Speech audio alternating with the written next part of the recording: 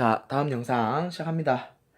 자, 앞선 영상에서는 출생과 혼인, 가정생활로 이어지는 가족 관계와 법에 대해서 배웠다면 이제는 이혼, 사망과 상속 배워보도록 하겠습니다. 혼인 이야기 하자마자 이혼 이야기 하니까 좀 그렇긴 하네요. 먼저 이혼입니다. 이혼의 의미 첫 번째, 당사자의 합의 또는 법원의 판결로 부부관계를 해소하는 것. 부부관계가 끝이 나는 게 이혼이죠. 이혼의 유형에는 두 가지가 있어요. 첫 번째가 협의 이혼, 두 번째가 재판상의 이혼. 협의 이혼은 부부가 자발적으로 합의해서 이혼. 두 사람이 모두 이혼을 원할 때 협의 이혼이라고 합니다. 그리고 재판상의 이혼은 한 명이 이혼을 원하지만 다른 한 명은 이혼을 원하지 않을 때 재판을 통해서 판결로서 이혼을 하는 것이 재판상 이혼입니다. 협의 이혼은 이혼 의사 확인 및 양육권이 결정되면, 양육권이라는 건 이 자녀를 누가 맡아서 기를 것인가, 맡아서 기를 권리, 그러니까 양육권이잖아요. 이혼 의사를 확인하고 양육권을 누가 가질지 부부가 자발적으로 협의해서 결정되면 가정법원으로 갑니다. 그리고 가정법원 가서 이혼 서류를 제출해요. 우리 이혼하고 싶습니다. 제출하면 이혼 숙려 기간이라는 것이 있어요. 여기 교과서 150페이지 왼쪽 위에 보면은 이혼 숙려 기간이란 나오는데, 숙려라는 건 심사숙고해서 고려해라 이거야. 이혼을 하게 되면은 영향력이 크잖아. 자녀에게도 미친 영향력이 크고, 두 사람 다 영영 이제 결혼 관계를 유지할 수 없고, 두 사람과의 가족들도 서로 남이 돼버린 그런 현상이 발생하기 때문에 좀 더 고려해봐라. 일단 니네가 이혼하고 싶어 하는 건 알겠는데 좀 더 고려해봐라 라는 이유로서 만들어진 제도입니다. 그래서 이혼 숙려 기간을 정해줘요, 법원에서. 한 달에서 3달 정도까지 주는데, 주로 미성년자 자녀가 있을 경우에는 3개월 정도의 이혼 숙려 기간을 지나야 합니다. 이혼 숙려 기간을 지나고 경고하고 나서 가정법원에 다시 가요. 두 사람이 다시 가서 이혼 의사를 확인합니다. 판사가 이혼하시겠습니까? 이혼하시겠습니까? 둘 다 네 하면은 그때 정말로 이혼 판결이 나고, 이제 그 판결 난 이후에 3개월 내에 시청이나 구청에 가서 이혼 신고서를 제출하면 그 과정으로서 법률혼이 끝나는 겁니다. 서로. 그래서 협의 이혼은 서로 협의해서 이혼하는 과정이구나. 자, 재판상 이혼은 이제 부부 중 일방 한 사람의 신청에 의해 법원의 판결로 이루어진다는 거예요. 그래서 법원이 봤을 때, 아, 이거는 이 사람의 잘못으로 이혼을 하는 것이 맞다라고 판단이 되면 이혼을 한다는 겁니다. 이혼, 법률이 정한 이혼 사유에 해당되어야만 재판상 이혼이 가능한데, 그 이혼 사유를 하나씩 볼게요. 깨알같이 적어놔서 잘 안 보일 수도 있겠다. 첫 번째, 배우자의 부정한 행위. 부정한 행위라는 건 주로 정조 의무 위반, 그러니까 성관계를 문제 삼는 거죠. 성관계에 대해서 부부끼리만 성관계를 해야 되는 게 정조의 의무잖아요. 근데 그러지 않았을 경우에 이혼 사유가 될 수 있다. 두 번째, 배우자가 악의를 가지고 상대방을 유기시켰을 경우. 그러니까 내가 나쁜 마음을 먹고 나의 배우자를 어디에 갖다 버린 거야. 어디에 멀리 먼 섬에다 막 내팽개치고 온 거야. 나쁜 맘 먹고. 이럴 경우에도 이혼이 될 수 있고요. 세 번째, 배우자나 그 직계 존속에게 심히 부당한 대우를 받았을 때 직계 존속이란 말이 나오죠. 자, 이 가정 문제, 좀 이따 배울 이 상속 문제에도 직계 존속과 직계 비속이란 단어가 나오는데 거기에 대해서 한번 더 자세히 볼게요. 직계 존속, 직계 비속입니다. 직계 존속은 자신을 기준으로 수직으로 위로 올라가는 혈족을 말해요. 자신을 기준으로 위로. 그러니까 부모나 조부모를 얘기하는 거고, 직계 비속은 자신을 기준으로 수직으로 아래로 내려가는 혈족. 그러니까 자녀나 손자, 손녀 등을 얘기하는 건데, 가족 관계를 예를 들어 봅시다. 할아버지, 할머니, 할아버지, 할머니, 할아버지, 할머니, 할아버지 형제가 이렇게 있다고 생각해 봅시다. 그러면 할아버지와 할머니가 결혼을 해서 자녀들을 낳을 거 아니에요? 그 자녀가 또 결혼하고 또 결혼하고 결혼하고 또 결혼하고 결혼할 텐데 이 할아버지들이 서로 형제야. 그지? 그러면 본인이 있어. 그러면 할아버지들끼리 형제면은 나와는 친척이죠. 그죠? 그런데 나를 기준으로 수직으로 올라간다 그랬어요. 직계 존속은. 그래서 나의 위에 계신 아버지, 어머니가 있고요. 또 그 위에 수직으로 위에 있는 우리 친할아버지와 친할머니, 조부모죠. 그래서 이분들이 직계 존속이란 거예요. 이쪽 옆에 할아버지의 그 형제분들의 가족들은 직계 존속이 아닙니다. 이쪽은 직계가 아니라 반계라 그래요. 옆으로. 옆이 있잖아요. 반계. 그래서 직계 존속이고요. 본인을 기준으로 수직으로 아래. 수직으로 아래는 내 아들, 내 딸, 그죠? 자녀가 있고 또 자녀가 낳은 손자나 손녀가 있을 수 있다라는 거. 그래서 이 밑에가 직계 비속이다. 우리 출생하면서 친자 배웠잖아요, 그죠? 아, 그리고 맞아.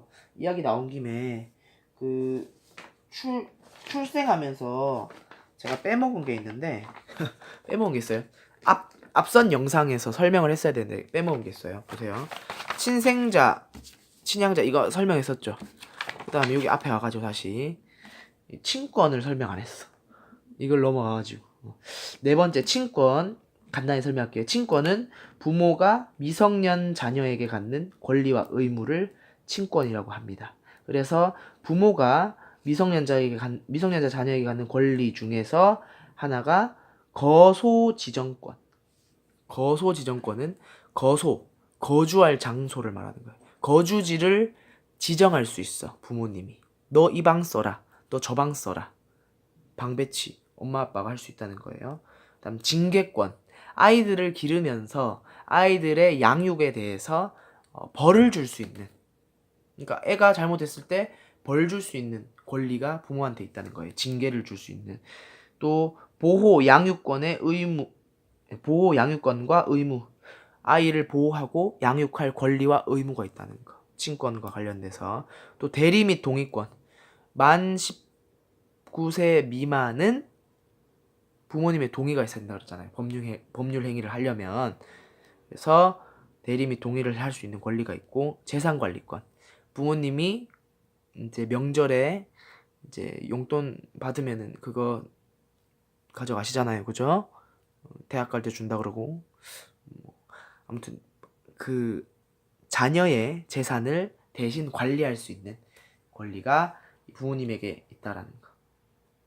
친권입니다. 자, 아무튼 이거 영상을 설명 안 했었고 직계 존속, 직계 비속까지 했었죠. 자, 빨리 봅시다.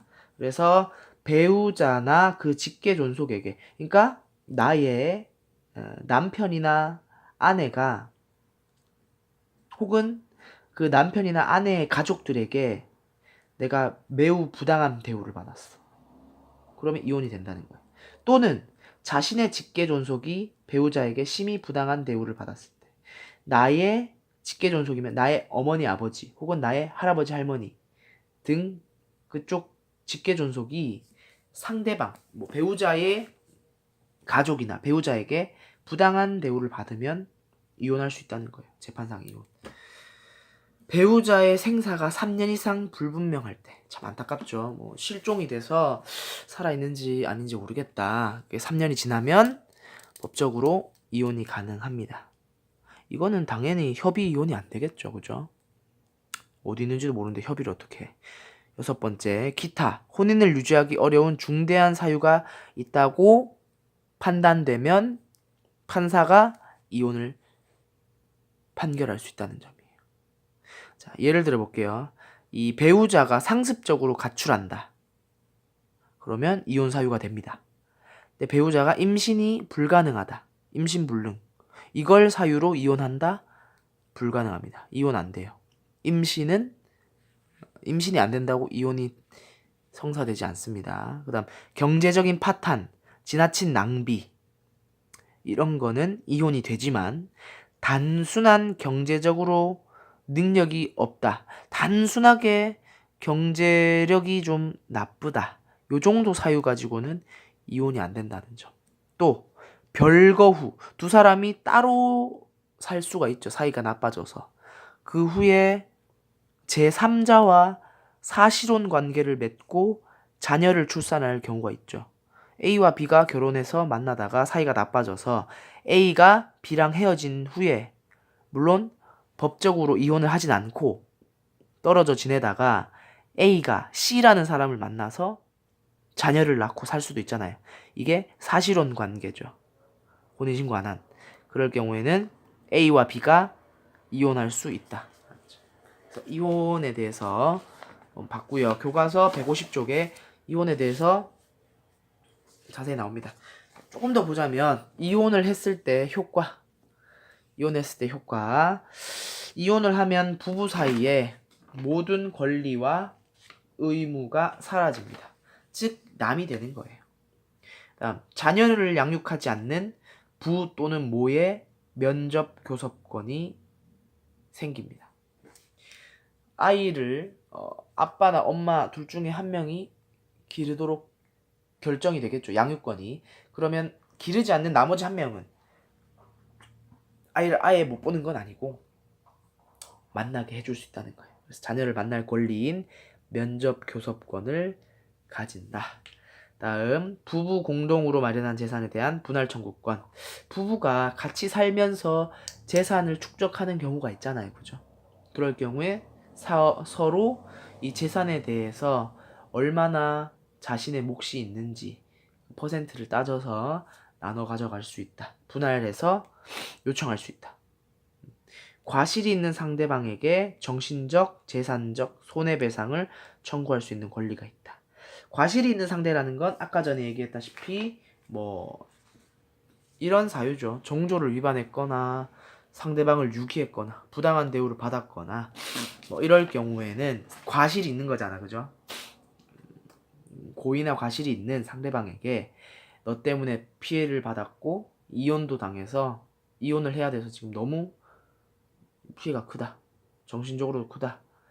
손해배상 요청할 수 있죠. 정신적 손해배상 뭐라 그랬어요? 위자료. 그죠? 그래서 위자료가 이혼할 때 많이 나오는 겁니다. 역시나 이 손해배상 청구는 당연히 협의 이혼에서 나오는 게 아니라 재판상 이혼에서 나오는 거겠죠. 그죠? 손해배상을 요청할 정도로 피해를 입은 거니까 재판상 이혼에서 나오는 말들입니다. 자, 사망까지만 할게요. 사망까지 하고 영상 한번 끊었다 갈게요. 교과서 150쪽 사망입니다. 사망의 기준 첫 번째 심폐기능 정지설. 심장과 폐의 기능 정지되면 사람이 사망했다라고 보는 이론이 심폐기능 정지설이에요. 이 심폐기능 정지설은 일반적으로 가장 많이 받아들여지고 있고 이걸 기준으로 사망으로 인정하고 있어요. 지금. 하지만 심폐기능은 살아있는데 뇌가 죽은 경우가 있을 수 있죠. 뇌사 상태. 그러니까 심장은 뛰고 폐가 움직이지만 뇌가 기능을 멈추고 뇌가 소생이 불가능한 경우. 그럴 경우에도 사람이 행동을 못하고 의사를 전달 못하고 하니까 이거 죽었다고 할 수 있는 거 아닌가 라고 해서 등장한 게 뇌사설입니다. 뇌의 기능이 끝나면 사망한다 라고 보는 이론이고, 요즘에는 이 뇌사설을 근거로 들어서 연명치료를 중단한다거나 장기 기증을 하고자 하는 그런 모습들이 등장하고 합니다. 그러니까 연명치료를 중단하는 이유는 아무래도 경제적인 문제가 크겠죠. 이 계속 그 인공호흡기를 달아줘야 되고, 뭔가 이 간병인을 계속 해야 되고, 경제적으로도 또 이 정신적으로도 상당히 가족들이 힘들 거예요. 그 보살피는 입장에서. 그러다 보니까 연명 치료를 중단하고 이제 그냥 자연스럽게 존엄사라 그러죠, 요즘에. 존엄하게 죽을 수 있도록 요구하는 그런 사람들이 늘어나고 있다. 또한 장기 기증. 이 사람이 죽었다라고 판단하면 장기 기증을 할 수 있죠. 이 뇌사 상태인 사람에게 계속 연명 치료를 할 경우에는 장기가 손상될 수도 있고, 그죠? 장기 수명이 다할 수도 있으니까 뇌사 상태인 사람을 이제 사망자로 처리를 인정을 해주면은 장기 기증에도 도움이 될 것이다라는 주장도 논의되고 있고 확대되고 있는 과정입니다. 아직까지는 심폐기능 정지설이 인정되고 있는 거고요. 다음 유언 볼게요. 유언 들어봤어요? 유언은 사망하는 사람이 남긴 메시지겠죠. 유언자의 사망과 동시에 법률 효과를 발생시키는 법률 행위로 만 17세 이상인 자는 자유롭게 유언이 가능합니다. 유언은 나는 앞으로 죽으면 내 모든 뭐 재산은 어디에 다 맡긴다 뭐 이런 거 있잖아요. 그게 유언인데 사망해야 그게 발동이 되겠죠. 다음 유언은 의사 능력을 갖춘 유언자가 사망할 경우에 효력이 발생해요. 그래서 의사 능력이 없는 혼수 상태이거나 심신의 상실인 상태에서의 유언은 법적으로 인정이 안 되고요. 유언도 그냥 하면 안 됩니다. 길 가다가 그냥 나는 뭐 내 재산을 모두 내 친구 누구에게 맡길 거야, 이렇게 한다고 유언이 인정되는 게 아니라 법적으로 유언을 인정하는 방식이 있어요. 근데 그 방식은 다루기에는 너무 많고 좀 시간이 오래 걸릴 것 같아서 생략을 할게요. 그래서 151쪽에 사망과 유언까지 끝냈고요. 그 다음 영상에서 상속을 계속하겠습니다.